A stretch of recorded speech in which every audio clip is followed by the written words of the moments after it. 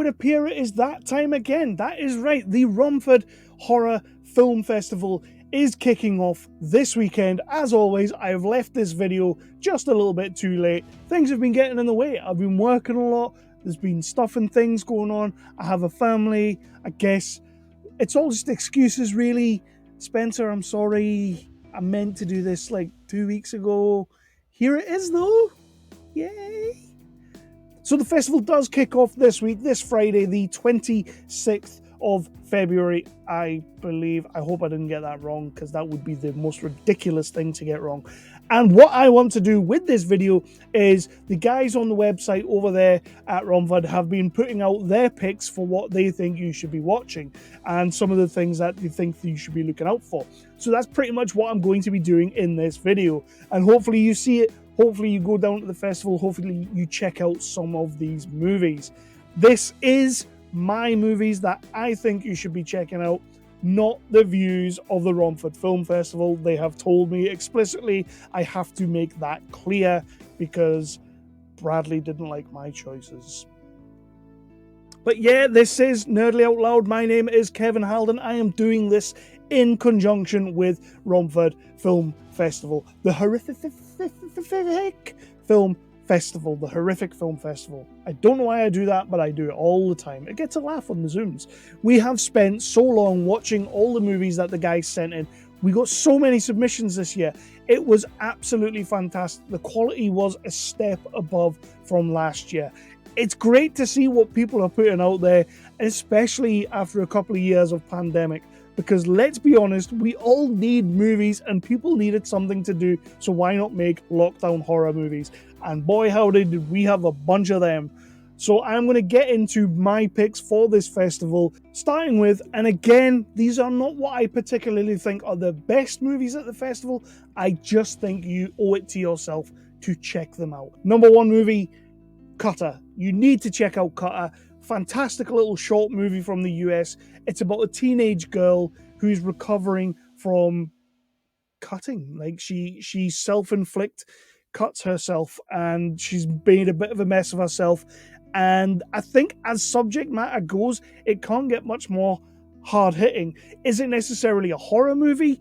I wouldn't say it is a horror movie, but it's horrific to watch, which means it fits in the horrific mold. Job's a good one. But I genuinely thought this movie was fantastic, and Nadia Alexander in such a short time has really portrayed this role to the T. Like, I'm a father of a 13-year-old girl who is a little bit emotionally sensitive. Of course she is. Like, it's that age you're at. And this movie made me think. This movie really made me think. It's a cool 15, 16 minutes. Check it out. You will enjoy it. Cutter. Next up, we're doing some time travel, we're in the war, and there's Nazis all over the place. Transfer. Fan-bloody-tastic movie. It was so funny because I didn't really catch this one first time round when I was going through my viewing, and it was when the guys were talking about it and they told me to like check out the poster. They said it was time travel. Poster is amazing. Time travel is exactly up my street.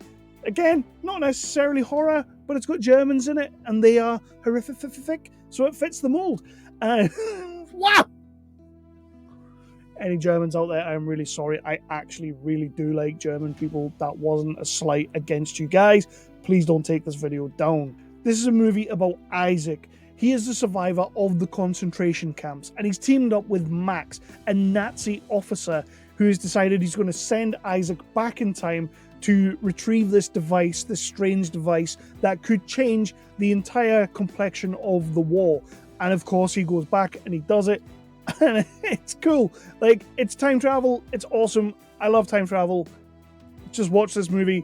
Transfer. It's super cool. Again, it's another under 20-minute movie. You will enjoy it. You will get a kick out of it.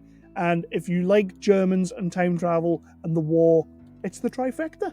My first feature on the list is Tales of the Creeping Death. This was really good. It's a nice anthology tale. So really you're getting like 4 short movies and then another short movie to sort of interconnect those movies, which is brilliant. Michael Socha's in there. I'm a big fan of Michael Socha as an actor. If you don't know who Michael Socha is, you are a silly person. Check out This Is England, the TV show. He is wonderful in that. I think he's a great actor. Andrew Reedman plays this old guy who's sort of telling the stories to Michael Socha. The stories themselves are really cool, really interesting, and they don't come much more horror, so that is fantastic. I thought Tales of the Creeping Death it's a mixed bag of just cockamamie shenanigans, and I thoroughly enjoyed it, so please do check out Tales of the Creeping Death. It's like 5 short movies in one big movie. Who doesn't love an anthology? Last year we had Bad Candy, this year Tales of the Creeping Death. And here's one for the thinkers out there. Yes, that's right, I said the thinkers. You Will Never Be Back. Great little 15-minute story about a woman in a passageway, in a corridor, in her hotel or home or wherever. She's trying to escape. She can't get out. It's literally set in that one place. I thought this was a cracking little movie coming out of Spain. Looks fantastic, like visceral scenes. I just thought this was great. Again, you can't go wrong with it. Just watch it, you'll enjoy it. Who doesn't love a good VHS video nasty horror? Again, we are sitting in German territory. They have decided to make a movie about a group of schoolgirls who are out on a camping trip with their creepy PE teacher. And that's the thing, like, so an alien comes around, it gets all horrific, so it fits the mold. I genuinely thought this movie was a great little time, thoroughly enjoyed it. One of the real horror movies of this horror festival. I think you'll enjoy it, just give it a chance. Is it amazing? No. Does it have to be? No. Just enjoy it. It truly is crazy the amount of fantastic films we are showing this year, and it shows the progression in 1 year that we've had. The submission standard has been another level. You know, from the local guys like Max Roach, who brought us A Short of Perfection, which I actually really liked. I affectionately called it Plate Face, and I think he'll be okay with that. He's got another movie in there as well, which is a really good little short as well. Like, then the Spanish contingent came through with movies like Magdalenas, which I really took to quite wholeheartedly, and Fractures, which is definitely a movie you should check out. I really like Fractures. But then the American contingent, they're bringing out cyberpunk Shakespeare in He Murdered Sleep. Definitely worth a watch, even if it's just for the visuals. You know, and we took a long time coming up with our categories and coming up with who should be in those categories. And it was hard. It truly was hard, because we all like something different. You know, we have Bradley, Peter, Carrie, Spencer's in there, Louise. You know, we all come together and we talk about these movies. And it's not just like, oh, well, you know, that was probably like really, really awesome. You know, that was really hard to make, so we're going to give it something. And the great thing this year is that the conversation was rampant, because there was no clear winner in anything. We just all liked different things, and we all fought for those things. So yeah, please do hit the Romford Film Festival, check out these movies. If you can catch them anywhere else, please do, but Romford is the place to go to watch these movies on the big screen at the Mercury Mall. Is that enough pimpage, Spencer? Like, I feel like I've got it all out there. Please do get yourself down to the Romford Film Festival if you can. I believe it's totally sold out, so that was pretty stupid of me to say. And we've got some great features as well. We've got Wyvern Hill playing this year. We've got Manfish playing this year. You have got to check out Manfish. Didn't mention Manfish. You have got to check that out. Really, really great feature. I did enjoy that one.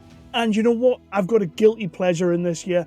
I don't think the guys were too pleased that I managed to squeeze this one in, but Dragon Blue is going to be playing. And I'm not going to lie. If you like low-budget Power Rangers knockoffs, and who doesn't, you will love Dragon Blue. I love Dragon Blue. It's in the festival, and it's pretty much because of me. So I am going to go. Thank you so much for checking this out. Please do check out the festival. Please do check out nerdly.co.uk, Nerdly Out Loud on the YouTube. You will see all of my news, all of my reviews, and all of my interviews. But again, I can't wait for everybody to go to this festival. I can't wait for everybody to see the movies on show. There are some truly, Odds, Friend. There's just some great movies on show. The level of submissions this year, I've said it once, I've said it twice, and I'm going to say it 3 times. The level of the submissions has just gone up another level. So please do enjoy your weekend, and we will see you at the main festival on the other side, because I've got like another 300 movies that I need to go and watch.